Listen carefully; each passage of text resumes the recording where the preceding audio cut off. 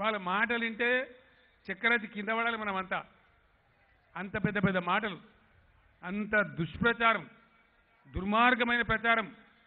అది social media కావచ్చు, print media, electronic media కావచ్చు, ఇవాళ నరేంద్ర మోదీ మహబూబ్ నగర్లో మాట్లాడిన పచ్చి అబద్ధాలు కావచ్చు.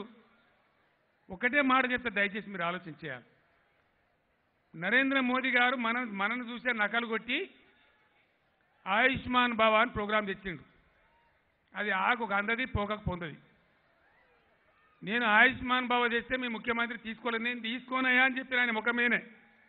కారణం ఏంటంటే ఇప్పుడు దొరికే వాళ్ళ దాంట్లో 12 మందికి బంద్ అవుతుంది, 25%కే వస్తుంది. పైసలు కూడా చాలా తక్కువ. మన ఆరోగ్యశ్రీ ఆయుష్మాన్ భారత్ కంటే ఎన్నో రెట్లు గొప్ప పథకం ఉంది. మరి ఎవరన్నా దమ్మునోళ్ళు వస్తే నేను జగదీష్ రెడ్డిని పెడతా, ఏ శివరస్తలా మాట్లాడతారో. మీ ఆయుష్మాన్ భారత్ గొప్పదా, మా ఆరోగ్యశ్రీ గొప్పదా? దమ్ముంటే రావాలా.